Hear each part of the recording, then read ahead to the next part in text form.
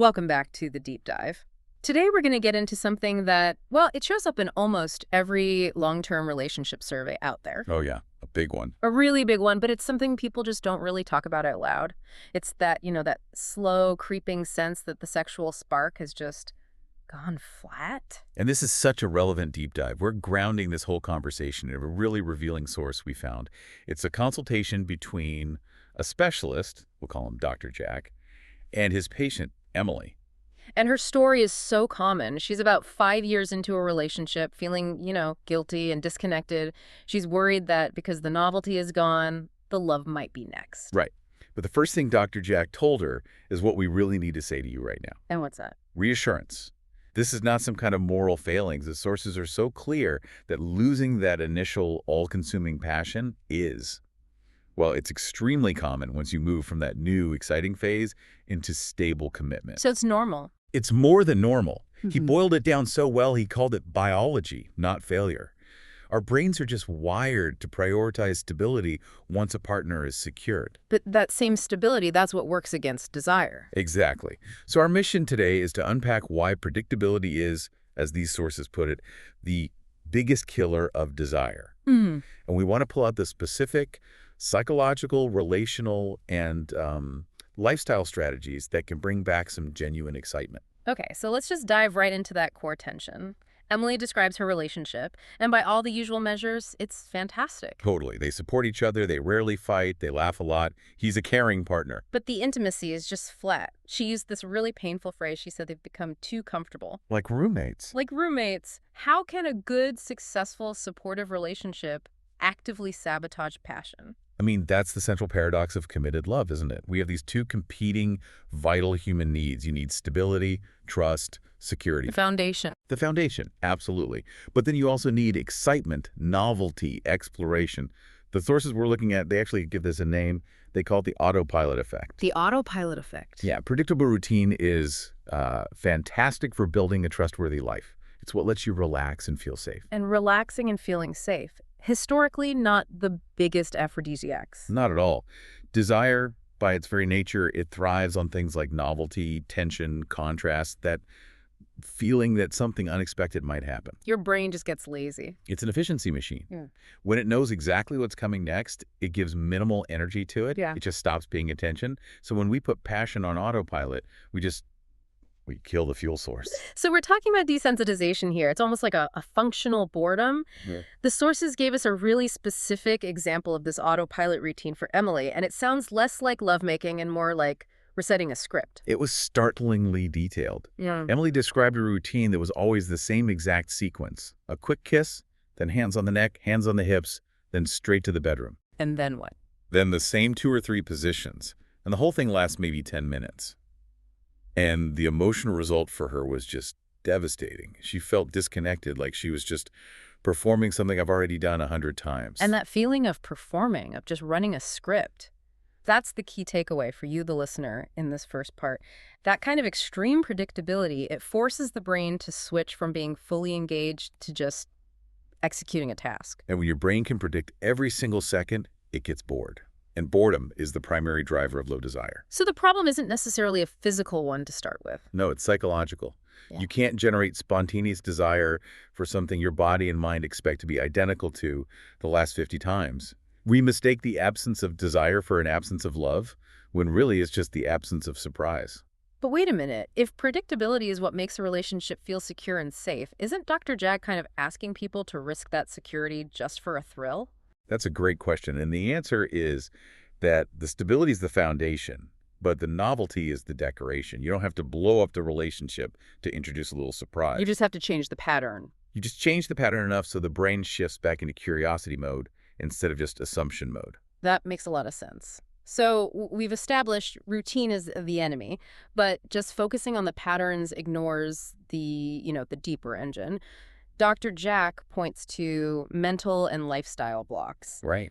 Let's shift there now, because Emily revealed the true weight she was carrying.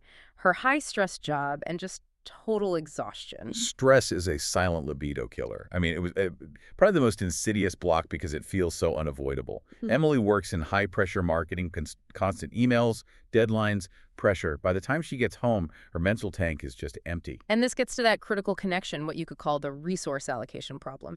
If your brain is under chronic stress, it's always in fight or flight mode. Precisely. And when your body is in survival mode, it shuts down anything that's not essential for, immediate survival. Reproduction, pleasure, libido, they're at the very bottom of the list. There's no room for it. There is no room for erotic thinking, as the source puts it. Desire needs mental space to grow. A frazzled, fatigued mind just can't conjure up excitement on demand. And the sources also mentioned that Emily had poor sleep quality, which just makes it all worse. It compounds the problem, absolutely. You can't expect a body that is chronically tired and mentally overloaded to just generate spontaneous desire. The physical and mental are totally linked here. But this is where the consultation started to shift, right? From just defining the problem to finding a path forward. Yeah, this is where it gets good. Dr. Jack pushed her to figure out what actually turns her desire on. Psychologically, not just physically. And this led to a pretty massive self-discovery for her. What did she realize she actually needed? She realized she gets turned on by tension, anticipation, the feeling of something starting slowly, not just a rush to the finish line. And feeling wanted. And feeling desired in an intense way, not just out of habit or obligation. And this is a critical distinction for so many people, especially women. Desire isn't always spontaneous. A lot of the time it's responsive. What do you mean by responsive?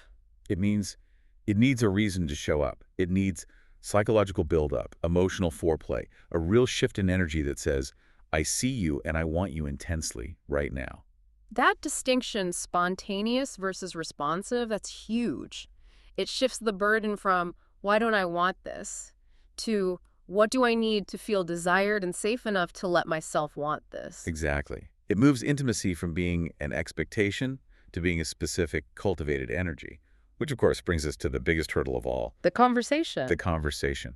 How do you tell the person you love that the way they show intimacy is making you feel flat or bored without just crushing them? Yeah, that fear of sounding critical is what keeps so many people stuck on that autopilot routine forever. It is the biggest barrier. Which is why Dr. Jack gave her these concrete communication scripts.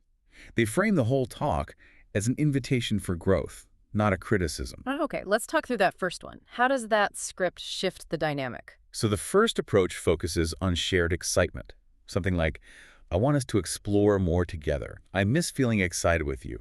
I want us to grow in this area. I see. It centers the conversation on her feeling what she misses, not on what he's doing wrong. Exactly. It makes the goal us growing. It's a team effort. It completely avoids the blame. What about the second option? The second one focuses more on connection and intensity. So, I love being close to you. I want us to bring back some excitement because I miss feeling that intensity with you. I want this to be something we explore together. So again, you lead by reinforcing the love and the closeness. You have to. You communicate that the relationship is good, but the way intimacy is happening needs an upgrade. So communication is the foundation, but the sources also pointed to something else, relational repair outside the bedroom. Emily mentioned they barely even touched anymore, except for a quick goodnight kiss. This is such critical work. Dr. Jack stressed that non-sexual touch is one of the most powerful non-sexual ingredients of desire. When that casual physical affection fades, the hugs, holding hands, a touch on the back, the erotic connection just fades right along with it. So why is that non-sexual touch so important for the erotic side? Well, think about it. If the only time you touch is when sex is expected, all physical contact becomes transactional. It becomes a cue for an obligation. Exactly. It's not about connection anymore. By bringing back that casual, loving touch, you reset the baseline. You remind your nervous system that being close is safe and affectionate, which makes the shift to something more erotic feel natural, not like a performance. So reversing autopilot really means you have to actively cultivate desire, almost like building a muscle. What are the practical steps to introduce that surprise? The goal is just to change the routine. Dr. Jack suggested it can be situational. Just change the location, the timing, the lighting, the mood. If you always initiate at 10 p.m. on the couch, try 7 a.m. in the kitchen. Right. Changing the context changes the expectation completely. Precisely.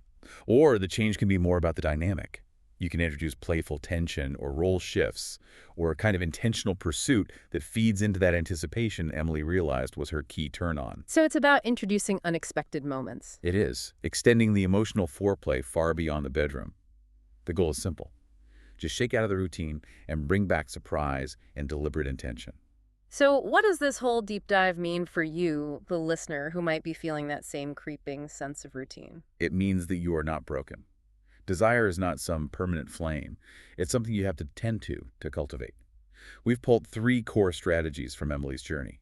First, desire thrives on novelty and anticipation, on changing the script. Second, stress is a powerful libido killer. It just steals the mental space you need for passion. And third, positive communication framing change as a shared exploration.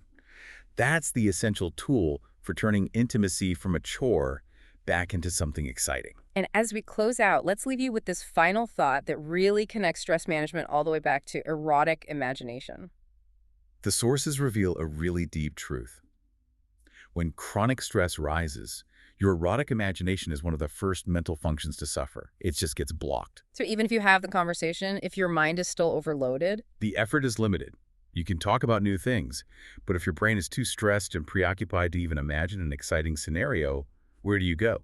So the most proactive step you might be able to take right now might not be about finding new positions. it might be about finding more rest. It might be about setting aside dedicated time for true rest and disconnection, putting the phone away, stepping away from work, and just allowing your mind to get quiet. This intentional restoration of mental space, that's what allows your erotic imagination to come back online. That's what provides the fuel you need to cultivate novelty. And that fundamental connection between managing your stress and freeing your imagination, that is truly where your exploration should begin.